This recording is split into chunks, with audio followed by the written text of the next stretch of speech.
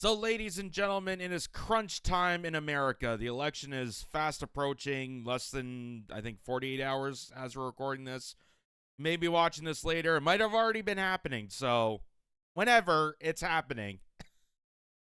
And when it's happening, desperate times call for desperate measures. And my God, the Democratic Party is desperate for the male vote. They are desperate to do any means necessary to cling on to what little they have left of the male support, which is very, very fading away as time goes on. So they decide to take it into their own hands to drag down to the bottom of the barrel and come up with their newest arrangement, which I thought it was absolutely hilarious to cover this, is the fact that they're now enticing gamers. I kid you not. And it's not the first time they've tried this method. I mean, AOC profoundly tried to cultivate Call of Duty users to, sign up for war, even though she's supposed to be an anti-war candidate. We've seen that, Hillary, going back to Hillary Clinton when she used Pokemon Go the polls. Remember that? So now, Kamala Harris and Tim Walz campaign have released their own FORTNITE map in a bid to court the most oppressed demographic, 12-year-old gamers who play Fortnite.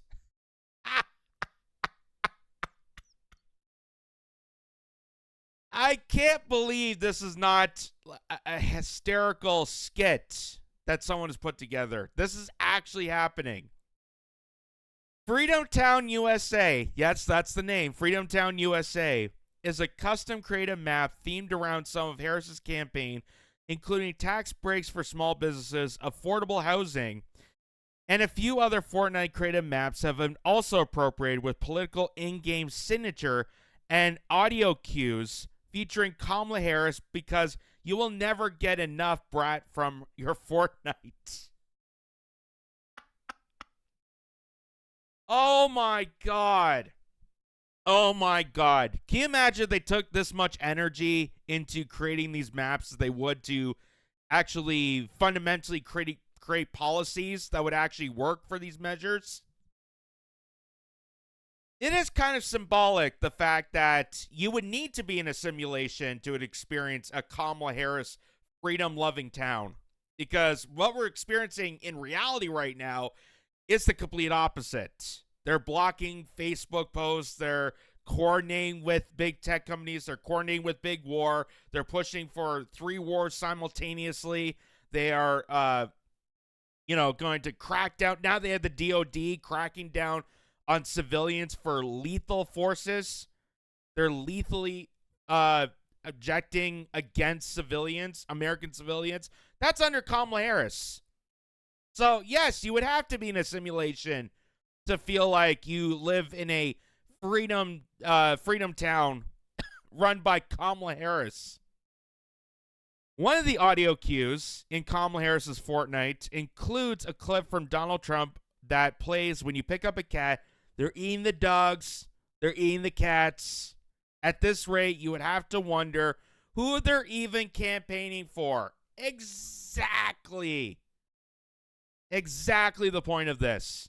Who exactly in their right mind, even the people that play Fortnite, who is this pitching towards?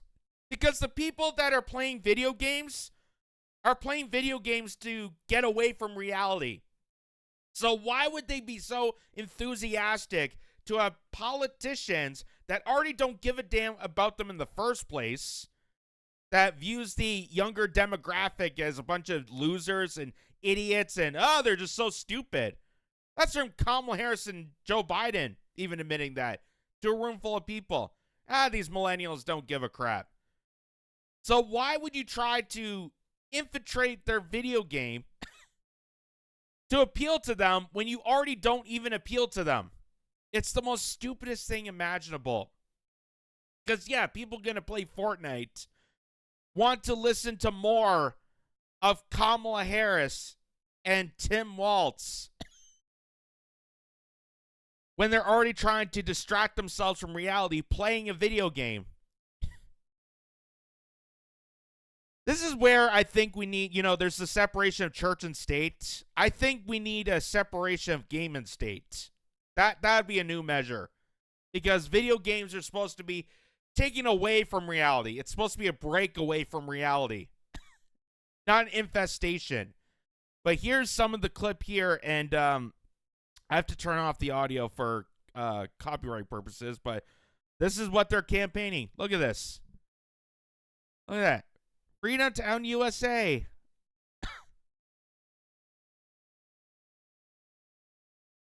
Oh, look at how happy it is. Fight for freedom. Unless you spread misinformation, that's deemed 5 points. Helping hurricane victims, minus 10 points. Wanting to stop war and have actually peace negotiations with Russia, minus 50 points. And you also get the gamer tag Putin Puppet. My God. Oh my God. This can't be real. This can't be real.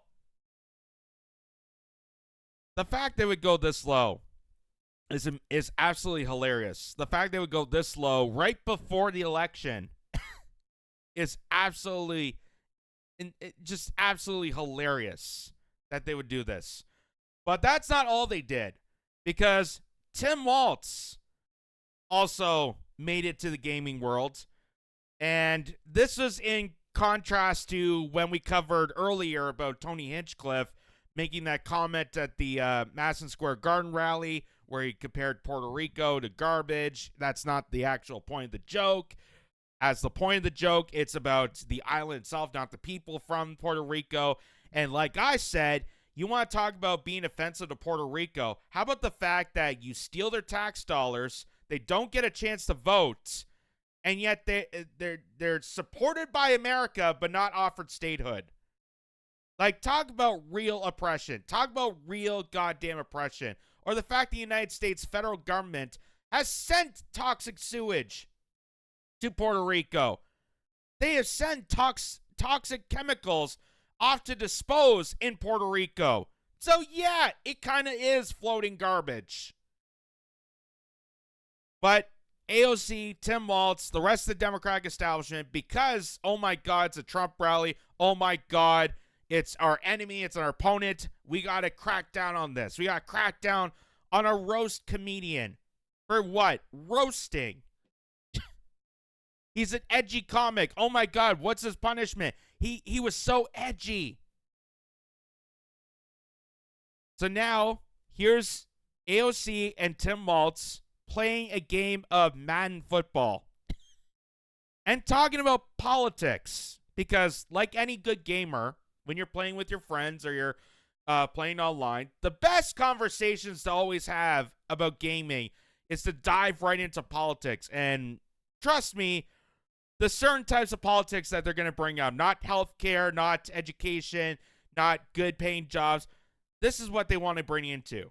Unbelievable. No, and I keep going back to this. This is Project 2025 from Personal Freedoms. I think a lot of folks on here are kind of independent folks, independent thinkers about things. Why would you want the government telling you what books to read or what doctor to see or how big your family can be? That kind of. You mean what they're doing right now? What these two are doing right now? Because they're banning books on Amazon that are contradictory to vaccines, big pharmaceuticals, the 2020 election. They're banning books. They're banning publications. You're not allowed to witness Tucker Carlson doing reports. He's an awful man, but you go to someone like Jim Acosta or Anderson Cooper or Jake Tapper of CNN, who deliberately lied to your face. That's okay. But you can't go to Tucker Carlson. You can't go to Jimmy Dore. You can't go to Kim Iverson and listen to that betrayal. Because we're independent thinkers, and independent thinkers go definitely with the mob. They want happy things for happy people. And the rest of you, go pound sand. Unbelievable. It's like Project 2025 is already existing. It's like everything that they're saying, the worst about Project 2025, how you don't have a choice, you don't have freedoms, you're no longer to be an independent person because the government's going to take control. Guess what? It's already happening. It's because Project 2025 is nothing compared to the global oligarchy, the WEF's Project 2030, the Great Reset, that's already occurring. And not a word about that. Not a word about that. And that affects everybody. Regardless if you vote Democrat or not. Regardless if you're a Republican or not. Regardless if you even vote, period. Which I'm sure after watching this or being part of this live stream, a lot of the gamers are going to be turned off to politics. Let's be honest. You're going to infest your faces, your lying, hypocritical faces, into games where people want to escape reality. How do you think that's going to work out? How do you think that's going to convince voters? Stuff is ridiculous.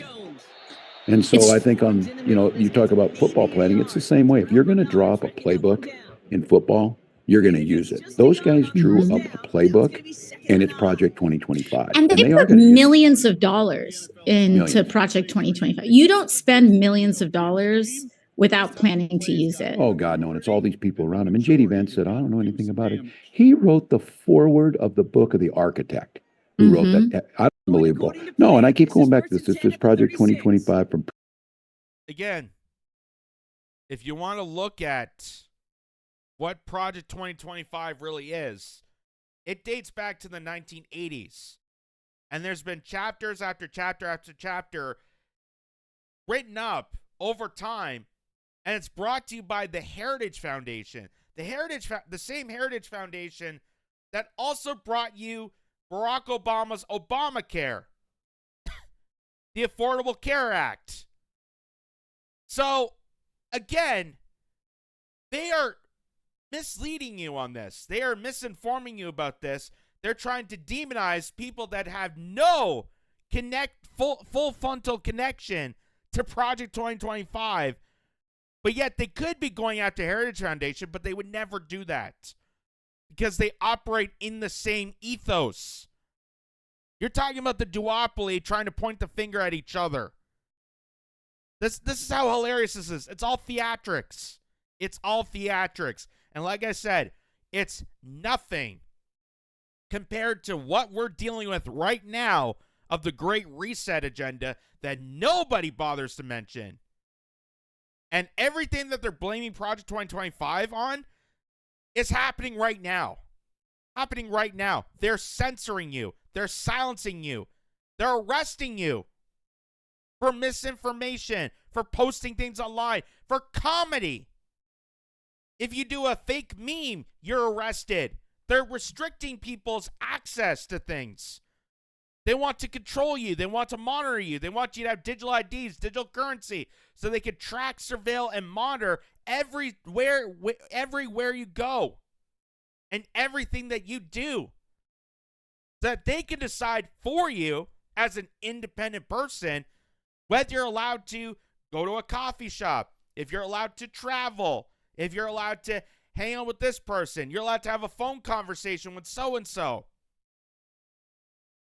They are deliberately coordinating all that behind your backs and screaming about Project 2025 to scare you into voting for these people that are already complacent of the worst of Project 2025. It's utterly hysterical. Utterly insanely hysterical. And they're doing this while playing football. Which some have commented is not considering the fact that Tim Walz is supposed to be a football coach. Not his best play, apparently. Personal freedoms. I think a lot of folks on here are kind of independent folks, independent thinkers about things. Why would you want the government telling you what books to read or what doctor to see or how big your family can be? That kind of stuff is ridiculous. And so I think you talk about football planning, it's the same way. If you're going to draw up a playbook in football, you're going to use it. Those guys drew up a playbook, and it's Project 2025. And they put millions of dollars in. It really makes you wonder. It really makes you wonder the coaching style of this knucklehead. Like, if someone had a time machine, I would like to go back in time to see him in action at high school and, gathering his players together. Okay, there's 30 minutes on the clock, or 30 seconds on the clock. We're down by 2. We need that touchdown, just like we need to fix transgender bathroom rights. Like, does he try to smear in some political psyop in between coaching? Is that his coaching style? We need to do a Hail Mary. We need to do a Hail Mary, just like putting tampons in boys' bathrooms. Need to turn the page. Turn the page. It's just unbelievable how low this campaign will go. That they have to infestate gamers. Gamers that are mostly predominantly, and I'm not saying everybody because I know a few adult gamers, but predominantly teenagers. Young teenagers. Do you think that, a 10-year-old who's playing Madden football right now is going to look at this and go, God, I wish I was 18 so I can vote for them. God, I wish I can hurry up and become an adult so I have to suffer under their regime. Ugh. If only I could do that. I just wanted to play a simple game and escape reality. But, now I just want to grow up and vote for this infestation and this duopoly control. I can't wait to experience the troublesome of adulthood. Wow. And notice how they didn't mention a damn thing that would actually encourage people to vote. Not a damn thing encouraging to vote for someone. Because they don't have anything. They don't have anything. And considering the fact that they've already garnered so many people just to vote for them willy-nilly because blue no matter who, because anything against Trump, just shows the arrogance of this whole campaign. Like, why are they even campaigning to begin with? If all it is anything to stop Trump, and they don't have anything to offer voters, which is what they're supposed to do. They have to come and get your vote. They have to come and get your vote. They have to make you find a way for you to get off your ass and actually vote for them. They have to do that. That's the whole point of campaigning. And if they can't do that, then what's the point of any of this? What's the point of going on to Madden and bitching about Project 2025 or creating a FORTNITE map so that 12-year-olds can feel like they're part of the political process? The disenfranchised. Speaking of young kids, we should also mention that while this is going on, they're blowing up, children, teenagers, adults in Lebanon, Gaza. They're aiding towards that. So if we want to talk about disenfranchised children, look no further to there.